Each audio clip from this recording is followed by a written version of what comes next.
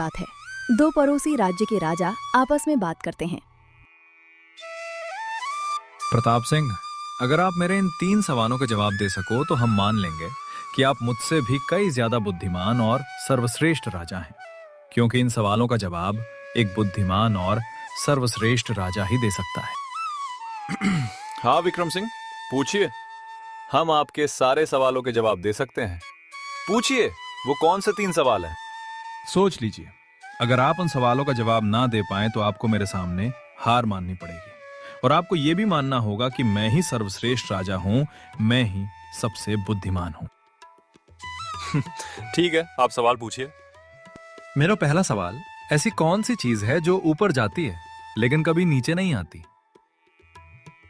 मेरा दूसरा सवाल, मछली पानी में रहकर खुद पानी कब और किस वक्त पीती है?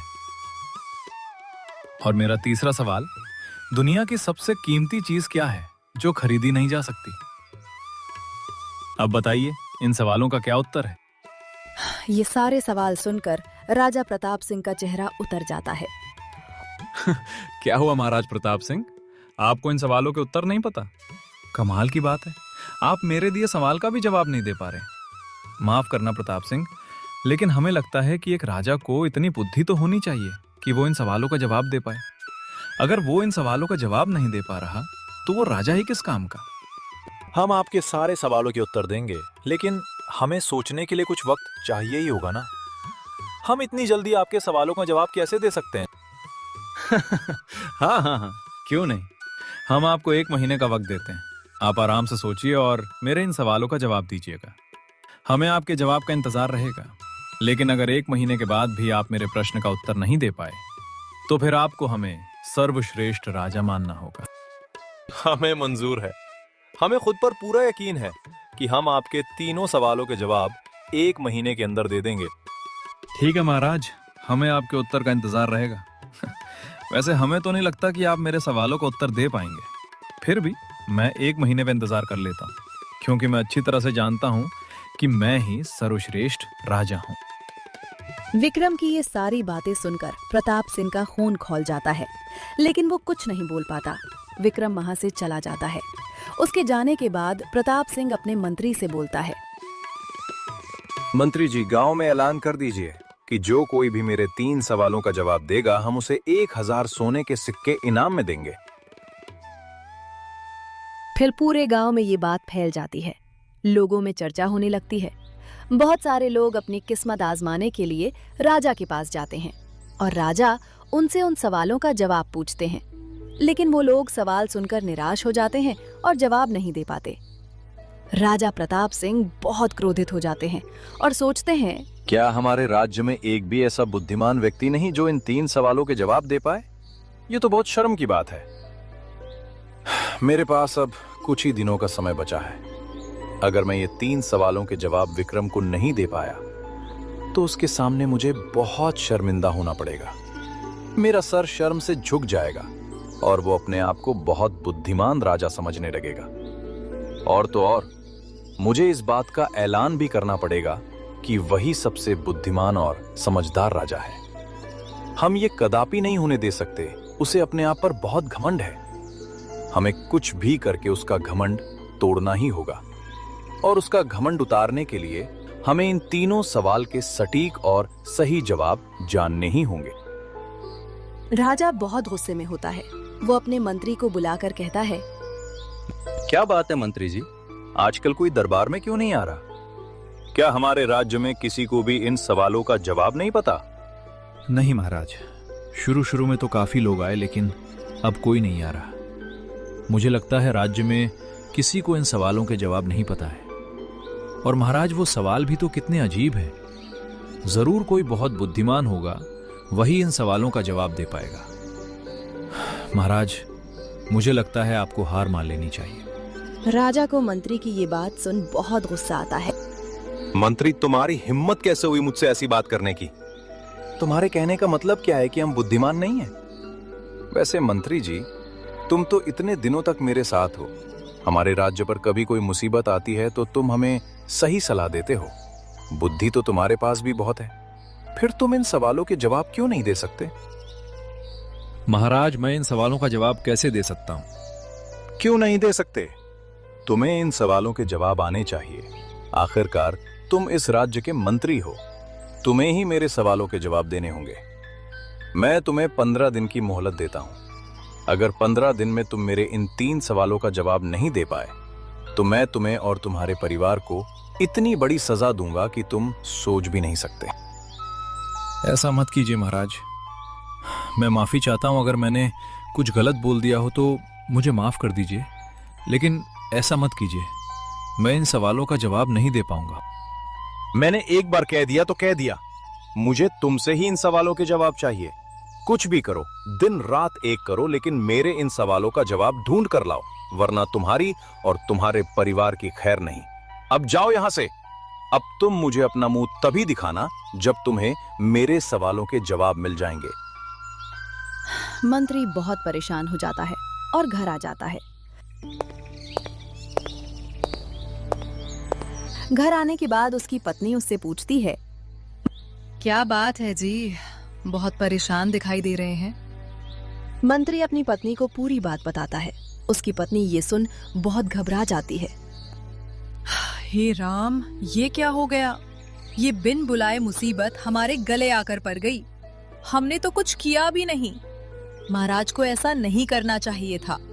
वो अपनी इज्जत बचाने के लिए हमारे परिवार को दांव पर लगा रहे हैं। वो अच्छे से जानते हैं कि वो इन सवालों का जवाब नहीं दे पाएंगे, इसलिए उन्होंने जानबूझकर आपसे जवाब मांगा है। उन्हें उनकी इज्जत इतनी प्यारी है कि उसके लिए उन्होंने अपने मंत्री के परिवार तक की परवाह नहीं की। तुम नहीं जानती जानकी, महाराज कुछ भी कर सकते हैं। मैं उनको अच्छी तरह से जानता हूं। मैं उनके साथ बहुत दिनों से रह रहा हूं। जहां तक मैं उन्हें जानता हूं, वो हमें फांसी भी दे सकते हैं। अगर मैं उनके सवालों का ना जवाब दे पाया तो बहुत बड़ा अनर्थ हो जाएगा। वो हमारे परिवार को नहीं छोड़ेंगे। उन्होंने मुझे धमकी दी है। अब हम क्या करेंगे, कुछ सोचा है? नहीं जानकी, हम कुछ नहीं कर सकते। अब हमारे हाथ में कुछ नहीं है। मैं इन सवालों का जवाब कभी नहीं दे पाऊंगा। अब जो होगा वो देखा जाएगा। जैसे भगवान की इच्छा होगी वही होगा। जानकी, तुम एक काम करो, हमारे बेटे को यहां से कहीं दूर भेज दो। हमारा क्या है, हमारी तो उम्र हो चली है, लेकिन हमारा बेटा अभी जवान है। उसकी शादी भी नहीं हुई है। अगर वो यहां रहा तो महाराज उसे भी सजा देंगे। हमें जो सजा मिलेगी हम भुगत लेंगे, लेकिन हमारा बेटा उस समय यहां नहीं रहना चाहिए। हम उसे कहीं दूर भेज देते हैं, फिर चाहे महाराज हमें मार ही क्यों ना डाले, हमारा बेटा तो जीवित रहेगा। तभी वहां पर मंत्री का बेटा अभय आ जाता है। फिर मंत्री और जानकी मिलकर उसे सारी बात बताते हैं। पिताजी, आप तो बहुत बुद्धिमान हो। आपने एक नहीं कई बार इस राज्य के लिए फैसले लिए हैं, फिर आप कैसे हार मान सकते हो? बेटा, राजा ने सवाल ही कुछ ऐसे पूछे हैं जो अजीब और गरीब हैं, जिनका उत्तर मेरे पास नहीं है। उनका सवाल है कि मछली पानी में रहकर खुद पानी कब पीती है, और दूसरा सवाल, वो कौन सी ऐसी चीज है जो ऊपर तो जाती है लेकिन नीचे नहीं आती, और उनका तीसरा सवाल है, दुनिया की सबसे कीमती चीज क्या है जो खरीदी नहीं जा सकती। अब तुम ही बताओ बेटा, मैं इन सब सवालों के क्या जवाब दूं? ये सवाल ही कितने अजीब हैं। हाँ पिताजी, ये कैसे सवाल है? इतने अजीब सवाल तो मैंने आज तक कहीं नहीं सुने। भला कोई आदमी इनका जवाब कैसे बता सकता है? मछली तो हर समय पानी में ही रहती है, तो कोई ये कैसे बता सकता है कि वो पानी कब पीती है? बाकी के 2 सवाल भी बहुत ही अजीब हैं। पिताजी, ये तो सरासर अन्याय है, ये सही नहीं है। महाराजा को ये सब नहीं करना चाहिए। आखिर इसमें आपकी क्या गलती है? और पिताजी, मैं आप दोनों को छोड़कर कहीं नहीं जाऊंगा, चाहे महाराज मुझे सजा क्यों ना सुना दे। मुझे मंजूर है, मैं आप दोनों के साथ ही रहूंगा। नहीं मेरे बच्चे, हमारी बात समझने की कोशिश कर। तू यहां से कहीं दूर चला जा, और मेरे बेटे, अपनी पहचान छुपा लेना। किसी को अपनी पहचान मत बताना कि तुम कौन हो और किसके बेटे हो, नहीं तो राजा के आदमी तुम्हें ढूंढ लेंगे। हमारी फिक्र मत कर बेटा, हमारा जो नसीब में होगा वही होगा, हमें मंजूर है। आप दोनों कैसी बात कर रहे हो? मैं आप दोनों को छोड़कर कहीं नहीं जा सकता। आखिर आप दोनों मेरे माता पिता हो। मैं आपको छोड़कर नहीं रह सकता। चाहे कुछ भी हो जाए, मैं यहां से कहीं नहीं जाऊंगा। बेटा, शायद किस्मत यही चाहती है कि तू यहां से कहीं दूर चला जाए। मेरे बच्चे, ये भी तो हो सकता है ना, तुझे बाहर रहकर शायद इन सब सवालों के जवाब मिल जाए। अगर ऐसा हुआ तो तू उसी दिन लौट आना बेटा।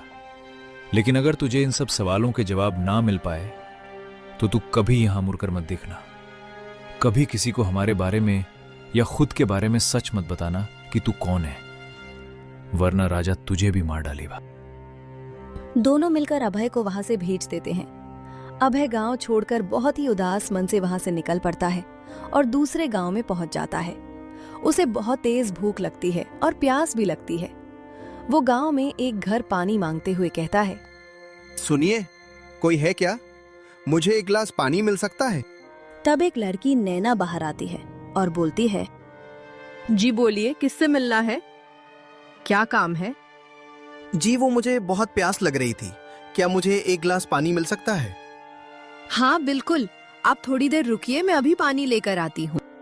तभी अभय उससे पूछता है, जी रुकिए, मुझे एक बात बताइए कि आपकी शादी हो चुकी है? नहीं, तो मेरी अब तक शादी नहीं हुई है। क्यों? क्या हुआ? आपके घर में कोई बड़ा बुजुर्ग या फिर आपकी माँ है क्या? मेरी माँ तो नहीं है। पिताजी बाहर गए हैं, आते ही होंगे। क्यों, क्या बात है? ठीक है, मैं चलता हूँ। मुझे आपके हाथ से पानी नहीं चाहिए। तब वहां पर नैना के पिताजी आते हैं और गुस्से से बोलते हैं, ए लड़के, कौन है तू? बदतमीज कहीं के। तुझे मेरी बेटी से ऐसी बात करते हुए शर्म नहीं आती? एक तो तुझे मेरी बेटी पानी दे रही है, ऊपर से तू उससे शादी के बारे में पूछ रहा है। तू मेरी बेटी को छेड़ रहा है, बेशरम कहीं का। चला जा यहां से। अगर दोबारा यहां दिखा तो तेरे टांगे तोड़कर रख दूंगा। नहीं बाबा, आपको कोई गलतफहमी हुई है। मैं छेड़ नहीं रहा था। चुप कर बदतमीज। मैं तुझ जैसे लड़कों को अच्छी तरह से जानता हूं। तू तो इस बात की खैर मना कि मैं तुझे सिर्फ समझा रहा हूं, नहीं तो अभी गांव वालों को बुलाकर तेरे हाथ पैर तोड़वा देता। अब जल्दी से निकल ले यहां से, वरना तेरी खैर नहीं। अभय वहां से चला जाता है। नैना उस बारे में सोचती है। वो लड़का कोई साधारण लड़का नहीं था। पिताजी को जरूर कुछ गलतफहमी हुई है। वो लड़का कोई आवारा या लफंगा नहीं था। वो तो बहुत अच्छा और सुसंस्कारी लड़का था। अब मुझे समझ आ रहा है कि उसने मुझसे ऐसा क्यों पूछा, क्योंकि वो लड़का इतना संस्कारी है कि बिन बिहाई लड़की के हाथ का वो पानी तक नहीं पीता। ये उसके संस्कार थे। इसीलिए उसने मुझसे घर में किसी बुजुर्ग या फिर मेरी माँ के बारे में पूछा। पिताजी ने उसे बहुत भला बुरा कहा। ये नहीं होना चाहिए था। उसे कितना बुरा लगा होगा। थोड़ी देर बाद नैना अपने पिताजी से कहती है, पिताजी, आपने उस लड़के से ऐसी बात करके गलत किया। आपको गलतफहमी हुई थी। दरअसल वो लड़का मुझे छेड़ नहीं रहा था। वो तो सिर्फ पानी मांगने आया था। पिताजी, वो लड़का कोई साधारण नहीं, कोई आवारा या लफंगा नहीं है। जरूर किसी अच्छे घर का एक संस्कारी लड़का है। पानी मांगते समय उसने मुझे घर में किसी बुजुर्ग के बारे में इसलिए पूछा था क्योंकि वो मेरे हाथ से पानी नहीं लेना चाहता था।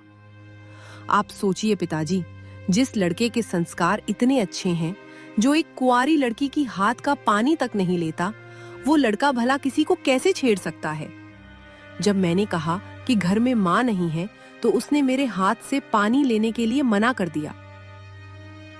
ये क्या कह रही हो नैना? फिर तो मुझसे बहुत बड़ी भूल हो गई। मैंने गुस्से में न जाने उसे क्या क्या कह दिया।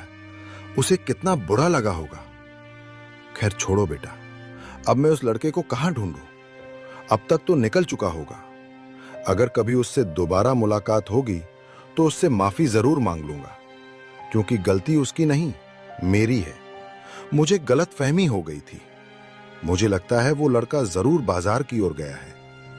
वैसे बेटी, मुझे बाजार जाना था, कुछ काम भी है। तुम्हें कुछ मंगवाना है तो बोल दो। ठीक है पिताजी। वैसे पिताजी, बाजार से कुछ सामान लाना था। हाँ बोलो बेटी, क्या लाना है? मैं अभी चला जाता हूँ। पिताजी, बाजार से 3 चीज लानी है। 2 रुपए की ऐसी लेकर आइए जो ऊपर से सख्त हो और अंदर से नरम हो, और 2 रुपए की ऐसी चीज लेकर आइए जो बाहर से नरम हो और अंदर से सख्त हो, और 1 रुपए की ऐसी सफेद चीज लेकर आओ जो मीठी है लेकिन कोई फल नहीं, और 1 रुपए का गोल गोल तला हुआ प्यारा लेकर आइए। ये सब सुनकर नैना के पिताजी का सर चकरा जाता है। बेटा, तुम जो कह रही हो वो तो मेरे दिमाग से बाहर है। मुझे तो कुछ भी समझ नहीं आया। ठीक से बताओ, तुम्हें क्या चाहिए? पिताजी, मुझे जो चाहिए मैंने आपको बता दिया है। अब आप बाजार जाइए और ये चीज खरीद कर लेकर आइए जो मैंने कहा है। आप बाजार में दुकानदार को यही कहिएगा, वो आपको सारी चीज दे देगा। क्या उसे ये सारी चीज समझ में आ जाएगी? हाँ पिताजी, अगर उसके पास दिमाग होगा तो जरूर समझ आ जाएगी। आप जाइए। ठीक है बेटा, मैं अभी जाता हूँ। नैना के पिता बाजार के लिए निकल पड़ते हैं। एक दुकानदार से कहते हैं, सुनो भाई, 2 रुपए की ऐसी चीज दीजिए जो ऊपर से सख्त हो और अंदर से नरम हो, और 2 रुपए की ऐसी चीज दीजिए जो बाहर से नरम हो और अंदर से सख्त हो, और 1 रुपए की ऐसी सफेद चीज दीजिए जो मीठी है लेकिन कोई फल नहीं, और 1 रुपए का गोल गोल तला हुआ प्यारा दे दो। ये सारी बातें सुनकर दुकानदार का सर घूम जाता है। ये क्या बोल रहे हो? नरम कड़क सफेद चीज, ये सब क्या है? मुझे तो कुछ भी समझ में नहीं आ रहा। तुम्हें आखिर चाहिए क्या? साफ साफ बोलो। मेरी बेटी ने मुझे यही लाने के लिए कहा है। तुम्हें पता होगा, तुम मुझे ये चीज दे दो। आपकी ये टेढ़ी बातें मेरे दिमाग से बाहर है। मुझे कुछ भी समझ में नहीं आ रहा। मैं आपको कुछ नहीं दे सकता। जाइए यहाँ से। फिर नैना के पिताजी दूसरे दुकानदार के पास जाते हैं तो उन्हें भी ये सारी चीज समझ नहीं आती। फिर वो और एक दुकानदार के पास जाते हैं तो वो गुस्से से कहता है, क्यों रे बूढ़े, तू पीकर तो नहीं आया? या फिर तुझे मजाक करने के लिए मैं ही मिला था? तुझे कुछ खरीदना है भी या नहीं? मेरा समय बर्बाद मत कर, निकल जा यहां से। वो दुकानदार उसे वहां से भगा देता है। फिर रास्ते में उसकी मुलाकात अभय से होती है। वो अभय देख बहुत खुश हो जाता है और उसे कहता है, अच्छा हुआ बेटे, तुम मुझे यहीं मिल गए। मुझसे बहुत बड़ी गलती हो गई। मैंने अनजाने में तुम्हें बहुत कुछ सुना दिया। दरअसल मुझे पूरी बात पता ही नहीं थी और मैं तुम्हें समझ ही नहीं पाया। मैं तुम्हें औरों की तरह समझ रहा था, लेकिन जब मेरी बेटी ने मुझे समझाया तब मुझे समझ आया कि तुम औरों की तरह नहीं हो, कि तुम कितने संस्कारी हो। तुम्हारी उन बातों का मतलब मुझे तो नहीं समझ आया, लेकिन मेरी बेटी बहुत समझदार और बुद्धिमान है। उसने मुझे सारी बात बताई। तब मुझे मेरी गलती का एहसास हुआ। मुझे माफ कर देना बेटे।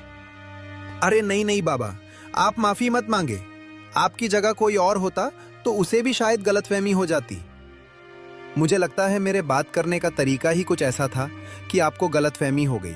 आप माफी मत मांगे। वैसे बाबा, आप बहुत परेशान दिख रहे हो, कोई बात है? हाँ बेटा, दरअसल मेरी बेटी ने बाजार से कुछ चीज मंगवाई थी। मैं बहुत दुकानदारों के पास गया, लेकिन वो दुकानदार समझ ही नहीं पा रहे। मुझे एक भी चीज नहीं मिली। मुझे बताइए, शायद मैं आपकी कुछ मदद कर पाऊं। नैना के पिताजी अभय को उन चीजों के बारे में बताते हैं तो अभय सोचता है, सचमुच ये लड़की तो बहुत बुद्धिमान है। लगता है उसने किसी की परीक्षा लेने के लिए ये सब किया है। बाबा, आप चिंता मत कीजिए, मैं समझ चुका हूं कि आपकी लड़की को कौन सी चीज चाहिए। आप चलिए मेरे साथ, मैं आपको चीज दिलवाता हूं। फिर अभय नैना के पिताजी के साथ एक दुकानदार के पास जाकर बोलता है, सुनिए भाई साहब, मुझे 2 रुपए की ऐसी चीज दीजिए जो बाहर से सख्त और अंदर से नरम हो, जो कि नारियल है। क्योंकि नारियल बाहर से सख्त होता है लेकिन अंदर से गुद्दे वाला नरम होता है। और 2 रुपए की ऐसी चीज दीजिए जो बाहर से नरम हो और अंदर से सख्त, यानी कि 2 रुपए के छुहारे दीजिए जो बाहर से तो नरम होते हैं लेकिन अंदर से सख्त होते हैं। और 1 रुपए की ऐसी मीठी चीज दीजिए जो फल नहीं है लेकिन मीठी होती है, वो है चीनी। 1 रुपए की चीनी दे दीजिए। ये सारी बातें सुनकर नैना के पिताजी भी दंग रह जाते हैं। अब समझ में आया, तो ये बात थी। तुम तो बहुत बुद्धिमान लड़के हो। ये सब बातें तो मेरी समझ में नहीं आई। इन बाबा को भी सीधे सीधे बोलना चाहिए था ना। ये सारी चीज इतने घुमा फिरा कर बोल रहे थे, मेरे तो कुछ समझ में नहीं आया। मैं तो हैरान हूं कि तुम इन सब चीजों को कैसे पहचान पाए। सचमुच तुम तो बहुत बुद्धिमान हो। फिर दोनों मिलकर वहां से चले जाते हैं। नैना के पिताजी बोलते हैं, अरे बेटा, एक चीज तो रह गई। हाँ बाबा, चलिए मैं आपको वो भी दिला देता हूँ। फिर अभय और बाबा मिलकर एक मिठाई वाले के पास जाते हैं। अभय उनसे कहता है, सुनिए भाई साहब, मुझे गोल गोल तला हुआ प्यारा दे दीजिए। ये तुम क्या कह रहे हो? मुझे कुछ समझ नहीं आ रहा। साफ साफ बताओ क्या चाहिए। मैं गुलाब जामुन के बारे में बात कर रहा हूँ, जो गोल भी होता है और तला हुआ भी होता है, जो प्यारा भी होता है। अच्छा, तो सीधे सीधे बोलो ना कि तुम्हें गुलाब जामुन चाहिए। इसमें इतना घुमा फिरा के बोलने की क्या बात है? अभी देता हूँ। ये सारी बातें सुनकर नैना के पिताजी सोच में पड़ जाते हैं। सच में ये लड़का तो बहुत बुद्धिमान है। नैना सच कह रही थी। ये लड़का कोई साधारण लड़का नहीं है। जरूर ये किसी अच्छे घर का लड़का है। इसके बातों से ही लग रहा है कि बहुत बुद्धिमान और कितना संस्कारी है। मुझे मेरी बेटी के लिए ऐसे ही लड़के की जरूरत थी। मैंने तो इसके घरदार के बारे में पूछा ही नहीं। मुझे इसके बारे में पता लगाना होगा। बाबा, अब मैं चलता हूँ। आपको आपकी सारी चीजें मिल गई हैं। रुको बेटा, तुम्हारा नाम क्या है? कहाँ के रहने वाले हो? अभय मन ही मन सोचता है, मुझे अपनी पहचान छुपानी होगी। पिताजी ने कहा था, किसी को भी अपनी असली पहचान मत बताना। कब कौन राजा को मेरे बारे में बता दे, उससे अच्छा झूठ बोल देता हूं। जी, मेरा नाम सुरेश है। वो मैं दूर गांव से आया हूं, काम की तलाश में हूं। मेरा इस दुनिया में कोई नहीं। मैं अनाथ हूं, रहने का भी ठिकाना नहीं है। एक काम करो, तुम मेरे घर चलो, मैं तुम्हारी मदद करूंगा। अरे नहीं नहीं बाबा, आप तकलीफ मत लीजिए। मैं जैसे तैसे अपना गुजारा कर लूंगा। अरे नहीं नहीं बेटा, तुमने मेरी इतनी बड़ी मदद की है। अरे तुम आज ना होते तो मैं वो सारी चीज खरीद ही नहीं पाता। मैंने कई लोगों से बोला, लेकिन कोई मेरी बात समझ ही नहीं पा रहा था। कई लोगों ने तो मुझे गालियां तक दे दी। सचमुच बेटा, तुम बहुत बुद्धिमान हो। तुमने मेरी इतनी बड़ी मदद की है और अब मुझे मौका मिला है, तो मुझे भी तुम्हारी सहायता करने का एक मौका तो दो। फिलहाल तुम्हारे पास रहने का कोई ठिकाना नहीं है, तो तुम मेरे घर पर रह सकते हो और मैं जल्द से जल्द तुम्हारे काम धंधे का भी कोई ना कोई बंदोबस्त लगा ही दूंगा। फिर एक बार तुम्हें काम लग गया तो फिर तुम किराए से अपने लिए दूसरा मकान देख सकते हो। तब तक तुम मेरे यहां ही रुक जाओ। ठीक है बाबा, अब आप इतना कह रहे हैं तो मैं आपके साथ चलने के लिए तैयार हूं। फिर अभय उन बाबा के साथ उनके घर चला जाता है। नैना उसे देख बहुत खुश होती है। घर जाने के बाद नैना के पिताजी उसे बाजार की सारी बात बताते हैं। नैना और भी खुश हो जाती है। थोड़ी देर बाद नैना सोचती है, सचमुच ये लड़का कोई साधारण नहीं। मैंने जो सोचा था वही निकला। ये बहुत बुद्धिमान और अक्लमंद है, क्योंकि मैंने पिताजी को जानबूझकर पहेलियों में जो चीज बताई थी उसका उत्तर एक बुद्धिमान व्यक्ति ही दे सकता था। मुझे पता था कि इन सवालों का जवाब यही दे सकते थे, इसीलिए मैंने जानबूझकर पिताजी को बाजार भेजा था ताकि मैं इनका पता लगा सकूं। नैना अभय के बारे में सोच रही होती है, तभी उसके पिताजी वहां आ जाते हैं और उसे बोलते हैं, बेटा, मुझे तुझसे कुछ जरूरी बात करनी है।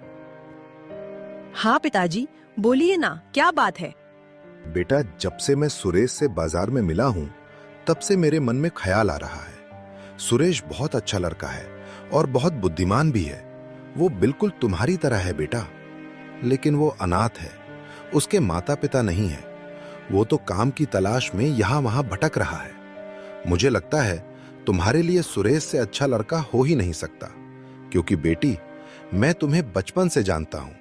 तुम में जितना दिमाग है, जितनी तुम बुद्धिमान हो, उतना ही सुरेश भी है। उसकी और तुम्हारी जोड़ी ठीक रहेगी। मैं तुम्हारी शादी सुरेश से करना चाहता हूं। अब तुम बताओ, तुम्हारी क्या राय है? पिताजी, आपने बिल्कुल सही कहा। सुरेश सचमुच बहुत ही बुद्धिमान है। मैंने आपको जानबूझकर पहेली में वो चीज मंगवाई थी। मैं देखना चाहती थी कि सुरेश उन पहेलियों का उत्तर दे भी पाता है या नहीं, लेकिन उसने सभी पहेलियों के सटीक उत्तर दिए। मेरा भी यही सपना था कि मेरी शादी ऐसे ही किसी बुद्धिमान व्यक्ति से हो। मुझे कोई आपत्ति नहीं है पिताजी। ये तो बहुत अच्छी बात है बेटा। मैं अभी सुरेश से बात करता हूं। थोड़ी देर बाद नैना के पिताजी अभय से बोलते हैं। बेटा सुरेश, मुझे तुझसे कुछ जरूरी बात करनी है। दरअसल मैं मेरी बेटी के लिए एक लड़के की तलाश में था। मुझे उसके लिए जैसा लड़का चाहिए था, वो सारे गुण तुम में है बेटा। तुम्हें कोई ऐतराज ना हो तो मेरी बेटी की शादी मैं तुमसे करवाना चाहता हूं। ये बात सुनकर अभय को अपने माता पिता का ख्याल आता है। मन ही मन सोचता है, क्या करूं? मुझे तो कैसे भी करके अपने माता पिता की जान बचानी है। मेरे पास बहुत कम समय बचा है। इनकी बेटी नैना बहुत बुद्धिमान है। जिस तरह से उसने बाजार में चीज पहेली में बताई थी, मुझे लगता है राजा के उन 3 सवालों का जवाब नैना ही दे पाएगी। अगर नैना ने उन तीनों सवालों के जवाब दे दिए तो मेरे माता पिता की जान बच जाएगी। लेकिन इसके लिए मुझे इन्हें सच्चाई बतानी होगी। बाबा, मैं नैना से शादी करने के लिए तैयार हूं। मुझे कोई ऐतराज नहीं है। लेकिन मेरी एक शर्त है। अगर मेरी वो शर्त पूरी होती है तो मैं शादी करने के लिए तैयार हूं। शर्त? कैसे शर्त? वहां पर नैना भी आ जाती है। फिर अभय बोलता है, माफ कर देना बाबा, मैंने आपसे झूठ बोला। मेरा नाम सुरेश नहीं, अभय है। और मैं कोई अनाथ नहीं। मेरे माता पिता हैं। मैं एक मंत्री का बेटा हूं। और अभय सारी बातें उन दोनों को बता देता है। दोनों ये सारी बातें सुन बहुत चौंक जाते हैं। फिर नैना बोल पड़ती है, तुम मुझे वो सवाल बताओ, शायद मैं तुम्हारी मदद कर सकती हूँ। वह तीनों सवाल नैना से पूछता है।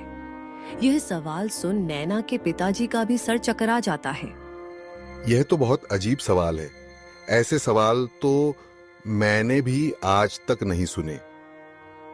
तुम्हारा राजा भी कितने अजीब हैं। उन्होंने तुम्हारे और तुम्हारे परिवार के साथ बहुत गलत किया है।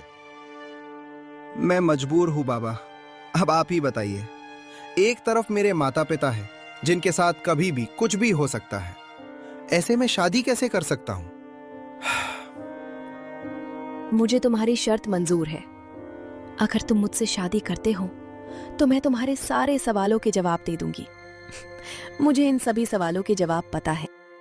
ये बात सुनकर अभय भी चौंक जाता है और बोलता है, क्या सच में तुम सच कह रही हो? तुम इन सवालों के जवाब जानती हो?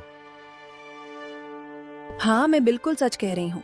मैं सभी सवालों के जवाब जानती हूँ, लेकिन मैं शादी के बाद ही इन सवालों के जवाब दे पाऊंगी, क्योंकि उसके लिए मुझे उस राजा के महल भी जाना होगा। अभय ये बात सुनकर बहुत खुश हो जाता है। उसकी खुशी का ठिकाना नहीं रहता। वो शादी के लिए मान जाता है। फिर दोनों की शादी हो जाती है।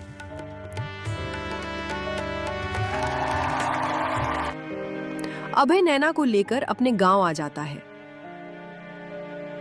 अभय के माता पिता अभय को देख बहुत खुश हो जाते हैं। अभय उन्हें नैना से मिलाता है और सारी बातें बताता है। माँ, बाबूजी, आप दोनों चिंता मत कीजिए। आपको कुछ नहीं होगा। मैं उनके सभी सवालों के जवाब दे सकती हूँ, लेकिन बाबूजी, उसके लिए मुझे महल जाना होगा। आप एक काम कीजिए, आप राजा के पास जाइए और उन्हें कहिए कि मैं उनके सारे सवालों के जवाब दे सकती हूँ, लेकिन मेरी एक शर्त है। उन्हें मुझे अपने महल में 2 दिन तक घूमने की अनुमति देनी होगी। मैं जिस वक्त उस महल जाऊं, मुझे आने की इजाजत देनी होगी, चाहे वो दिन हो या रात। मैं 2 दिन तक उनके महल पर नजर रखूंगी और फिर 2 दिन बाद उनके सारे सवालों के जवाब दे दूंगी। ठीक है बेटा, मैं आज ही राजा के पास जाता हूँ और उन्हें सारी बात बताता हूँ। फिर मंत्री राजा के पास जाकर बोलता है, महाराज, आपके लिए खुशखबरी है। आपके सभी सवालों के जवाब आपको मिल जाएंगे। क्या तुम सच कह रहे हो? मुझे तो यकीन ही नहीं हो रहा। क्या तुमने मेरे सवालों के जवाब का पता लगा लिया? तो जल्दी बताओ, उन तीनों सवालों के जवाब क्या है? महाराज, मेरे पास आपके तीनों सवालों के जवाब नहीं हैं, लेकिन मेरी बहू के पास है। मेरी बहू को इन तीनों सवालों के जवाब पता है। तुम क्या कह रहे हो? तुम्हारी बहू? तुम्हारे बेटे की तो शादी अब तक नहीं हुई है। फिर मंत्री राजा को सारी बात बताता है। मेरी बहू का कहना है वो 2 दिन बाद आपको आपके सवालों के जवाब दे देगी, लेकिन उसके लिए मेरी बहू ने एक शर्त रखी है। उसकी शर्त यह है कि उसे बिना किसी रोक टोक के इस महल के अंदर प्रवेश दिया जाए। वो चाहे दिन हो या रात हो, 2 दिन वो आपके महल में आना चाहती है। ठीक है, हम तुम्हारी बहू की शर्त को स्वीकार करते हैं। तुम्हारी बहू 2 दिन जब चाहें इस महल में आ सकती है, किसी भी कमरे में जा सकती है, पूरा महल घूम सकती है। तुम उसे जाकर कह दो कि मुझे 2 दिन बाद मेरे सवालों के जवाब चाहिए। फिर मंत्री घर जाकर अपनी बहू को सारी बात बताता है। ये बात सुन नैना भी बहुत खुश हो जाती है। थोड़ी देर बाद रात हो जाती है। उसके बाद नैना उस महल में जाती है और बहुत देर तक वहीं रुकती है और नजर रखती है। वो देखती है कि रानी के कमरे में से एक आदमी चोरी चुपके से बाहर आ रहा होता है। नैना को उस पर शक होता है। फिर दूसरे दिन वो ये बात अभय को बताती है। लेकिन नैना, उस आदमी का इन सवालों से क्या लेना देना है? मुझे आज रात को भी वहां जाना होगा और इस बात की पुष्टि करनी होगी। फिर थोड़ी देर बाद रात हो जाती है। नैना उस रात को भी उस महल के बाहर जाकर उस आदमी पर नजर रखती है। थोड़ी देर बाद वो आदमी वहां आता है और कमरे में चला जाता है। नैना भी उस कमरे के पास चली जाती है और उन दोनों की बातें सुनती है। उसके बाद नैना अपने घर लौट आती है और दूसरे दिन महल में नैना को बुलाया जाता है। तो राजा नैना से कहता है, देखो बहू रानी, जैसा कि तुमने कहा था, मैंने तुम्हारे साथ तुम्हारी शर्त मानी है। जैसा कि तुमने वादा किया था कि 2 दिन बाद तुम मेरे तीनों सवालों के जवाब दे दोगी, अब वो वक्त आ चुका है। तुम्हारे 2 दिन पूरे हो चुके हैं। अब बताओ बहू, मेरे उन तीनों सवालों के जवाब क्या है? मुझे बहुत बेसब्री से इसका इंतजार है।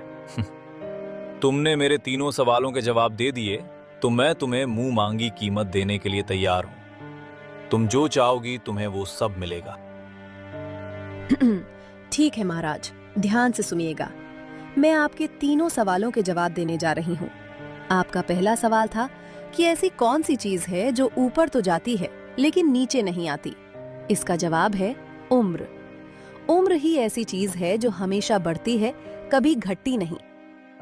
हाँ बिल्कुल, तुमने बिल्कुल सच कहा। सच में बहू रानी, तुम तो बहुत बुद्धिमान हो। ये जवाब तो मेरे दिमाग में आया ही नहीं। बहू रानी, मेरे अगले सवाल का भी उत्तर दो। आपका अगला सवाल था कि दुनिया की ऐसी कौन सी कीमती चीज है जो खरीदी नहीं जा सकती। इसका उत्तर है वक्त। वक्त एक ऐसी चीज है जो सबसे कीमती है, लेकिन दुनिया का कोई भी अमीर से अमीर आदमी वक्त को खरीद नहीं सकता। वक्त किसी के भी हाथ में नहीं होता। ये सुनकर वहां के सभी लोग आश्चर्यचकित हो जाते हैं। राजा की खुशी का ठिकाना नहीं रहता। वो बोल पड़ता है, शाबाश बहू रानी, तुमने ये भी बिल्कुल सच कहा। इस दुनिया में वक्त ही सबसे कीमती चीज है जो कभी खरीदी नहीं जा सकती। बहू रानी, बस मेरे आखिरी सवाल का जवाब दे दो। उसके बाद जो तुम कहोगी मैं तुम्हें सब दे दूंगा। और मुझे यकीन है मेरे तीसरे सवाल का भी जवाब तुम दे सकती हो। आपका तीसरा सवाल ये था कि मछली पानी में रहकर किस वक्त पानी पीती है। इस सवाल का जवाब तो आपके महल में ही है। ये तुम क्या कह रही हो बहू रानी? इस बात का उत्तर भला मेरे महल में कैसे हो सकता है? मैं कुछ समझा नहीं। आप आपके महल के सेवक मदन लाल को यहाँ बुलाएं, तभी मैं आपके सवाल का जवाब दे पाऊंगी। फिर नैना के कहने पर राजा मदन लाल को वहां बुलाते हैं। फिर नैना बोलती है, आप इस मदन लाल से पूछिए कि इसका महारानी से क्या संबंध है। ये बात सुनकर राजा चौंक जाते हैं और कहते हैं, बहू रानी, ये तुम क्या कह रही हो?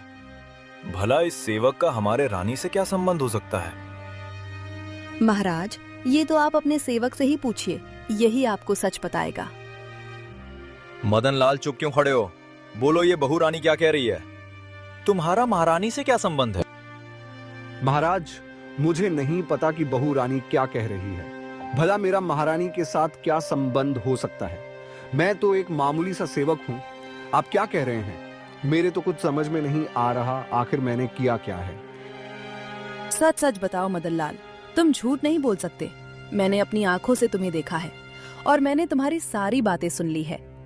एक तो तुम अपने मुंह से महाराज को सारी सच्चाई बता दो, वरना मैंने जो सुना है मैं वो सारी बातें महाराज को बता दूंगी। अब तुम सोच लो तुम्हें क्या करना है। और अगर मैंने महाराज को सारी बातें बता दी तो तुम सोच भी नहीं सकते कि तुम्हारे साथ क्या हो सकता है। उससे अच्छा अपना जुर्म तुम खुद ही कबूल कर लो। ये सारी बातें सुन मदन लाल बहुत डर जाता है। उसके हाथ पैर कांपने लगते हैं। वो डरते डरते महाराज से कहता है, महाराज, मुझे माफ कर दीजिए। मुझसे बहुत बड़ी भूल हो गई। ये सब मैंने महारानी के कहने पर किया था। मेरी तो हिम्मत भी नहीं थी कि मैं उनके पास जा सकूं। लेकिन महारानी ने ही मुझे उकसाया था। मेरे इसमें कोई गलती नहीं है।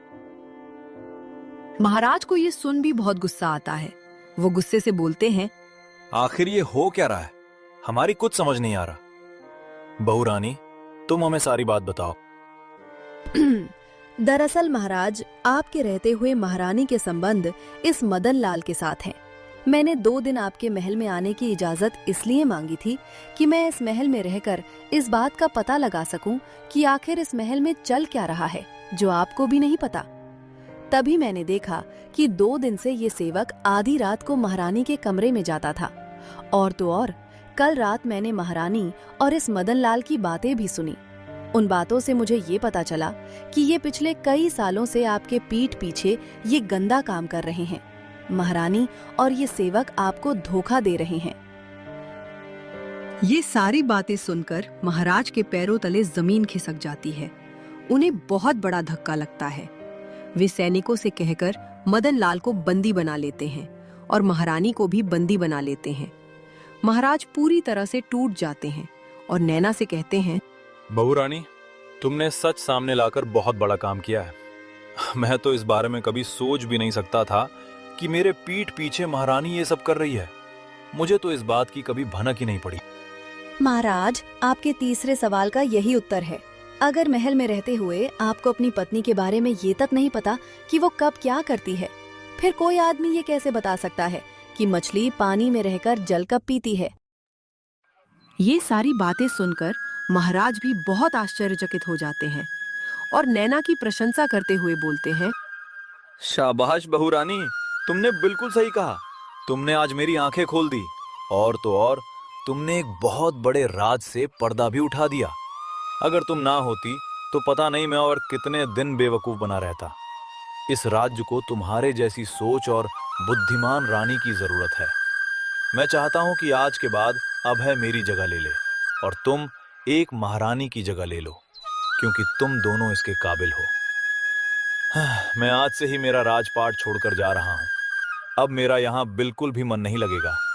मैं इस धोखे के साथ यहाँ और नहीं रह सकता। अगर यहाँ रहूंगा तो बार बार मुझे महारानी का दिया हुआ धोखा ही याद आएगा। इससे अच्छा मैं बहुत दूर चला जाता हूँ।